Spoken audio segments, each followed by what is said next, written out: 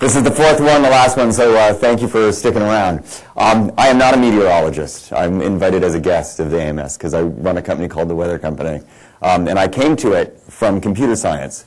So my history has always been data, and I've used data in a lot of different ways.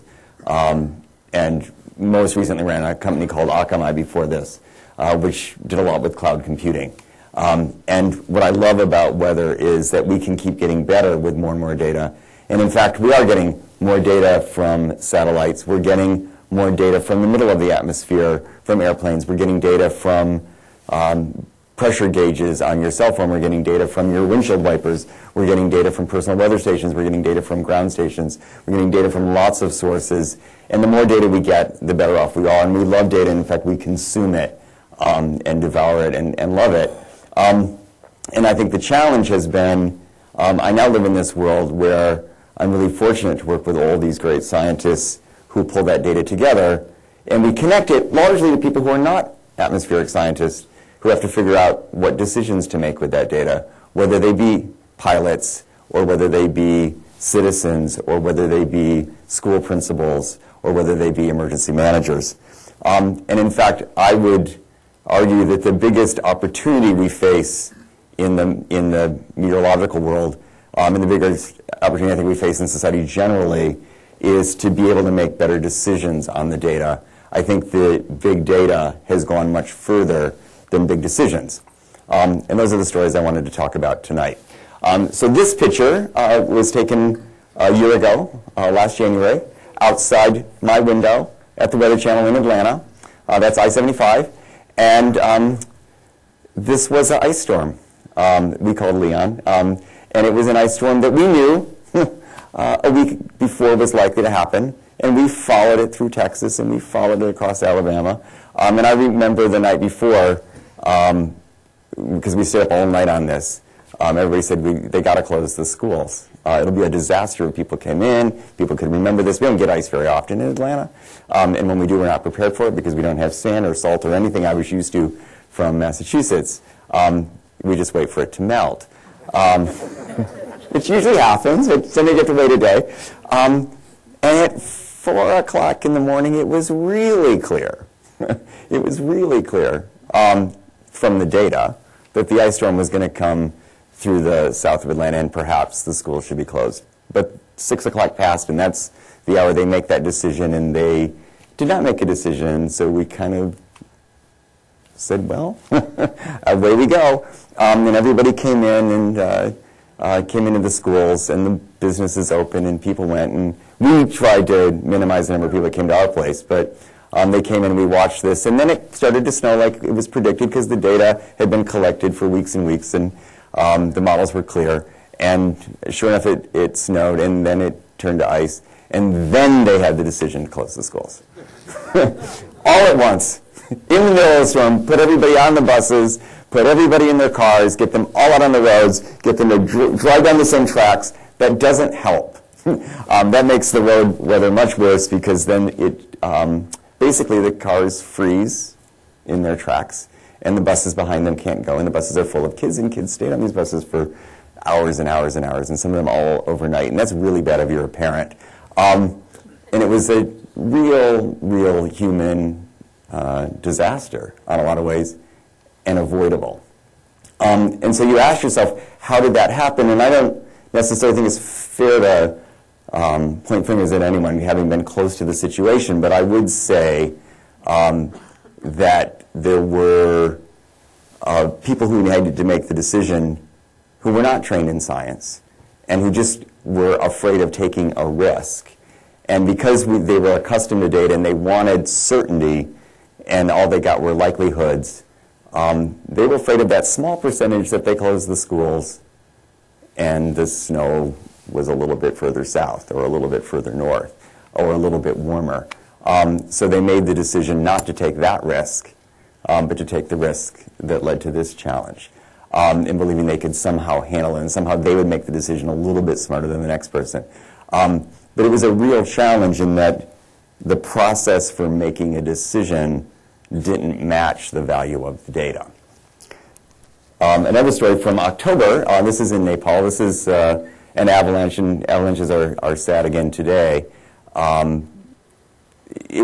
This was a freak storm. This was in October, but yet it was pretty clear it was going to happen. And here the decisions needed to be made by Sherpas, and Sherpas are not trained scientists. They're not trained meteorologists, but they have enough data, and they have mobile phones, and there was clear evidence that there was risk, but it wasn't clear that it was exactly going to happen. It would have been unusual to have snow and an avalanche in October, so off they went, taking folks who had trusted them because they live locally, they should know, into the snowstorm. It came, dozens of people perished in that, and it was a really tough situation. And so in both these cases, you've got lay people getting more data, more insight, in some ways better predictions than ever before, and yet they're still making bad decisions. In fact, worse decisions and tragic decisions. So some we have to work with them. I would say there are other cases that it's better. So then I go to Washington, Illinois.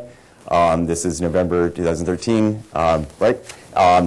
After a tough tornado. Luckily, very few casualties, and it's lots of property damage.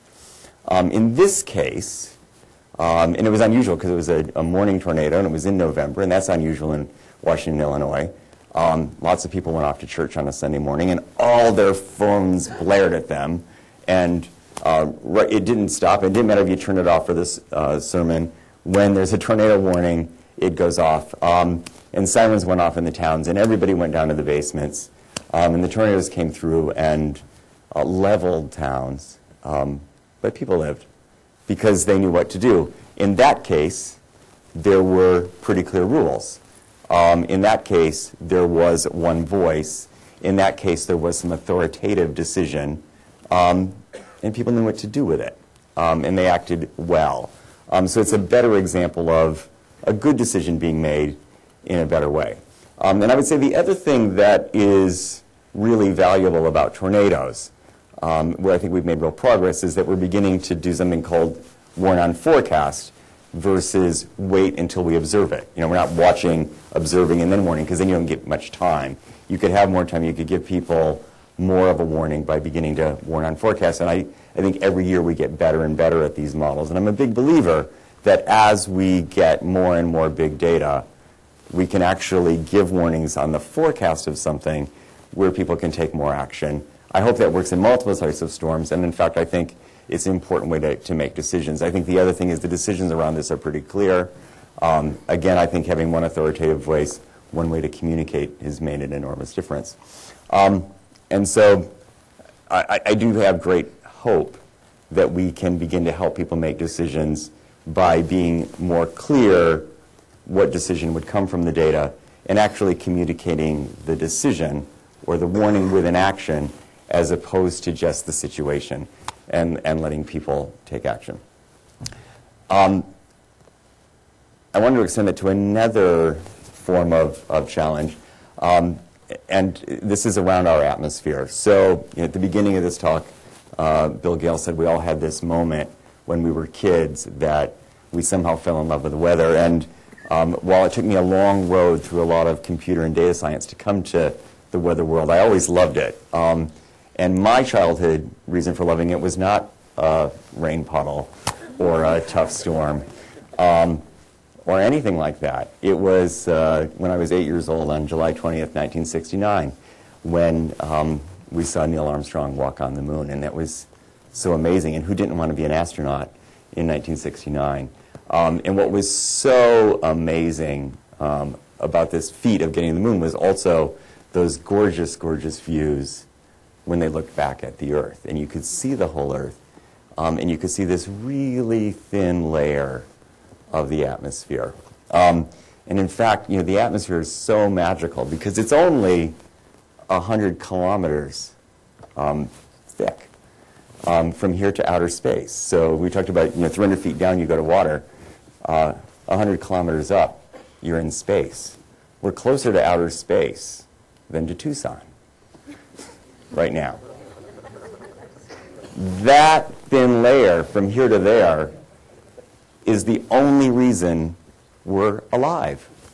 It's the only reason we eat. It's the only reason we breathe. We share that wonderful thin space called the atmosphere that protects this Earth. And it's wonderful and it's magical and it moves in really interesting ways. And there are thousands of people who are completely dedicated to capturing as much data as we can about everything in that atmosphere and the oceans that feed it, and how that works.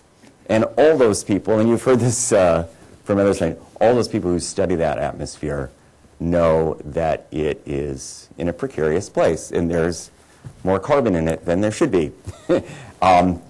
And that thin layer, and this is the top of it. It's called the carbon line. We're playing with a really, really thin eggshell around this beautiful planet. And I would say the climate models are not wrong, but they're not perfect. And I would say everything that is predicted to happen hasn't been observed yet. In my view, it's like the tornado that hasn't hit yet, but we know it's going to, or the ice storm that hasn't come yet, but we know it's going to. We could be 5% off. We could be 7% off. There could be some shifts here and there, but we know enough to know that we are tearing it apart. We know enough that it may not be able to sustain life as we know it. And in fact, all the other issues that we worry about in the world, all the other concerns of the next 25 years, all the concerns for my children and Marshall's children and all of your children and all of you children who are here, the most important thing is that you have a planet to live on that can handle humans. And so the reason why we continue to connect the climate science to our day-to-day weather stories is that we believe in everything you should warn on forecast. In everything, you should share the data when you have it. You should share as much data as you have it, and you should encourage people to make big decisions on the big data. And so I'm certainly committed, and we're certainly committed to making sure that people can make decisions about the storm and decisions about the sea level rise and decisions about surges, and certainly decisions about the climate change. But we can't make those decisions for you. We can only make suggestions. So I hope each of you out of tonight make your own personal decisions about your commitment to that wonderful thin layer of the atmosphere and protecting it. And I hope you encourage your neighbors and friends, and that you encourage your elected officials and you stand up for it. Because it's really important, again, that we make big decisions on the big data and not just analyze it until we're 100% certain. Because by the time we're 100% certain, it will be too late. Thank you.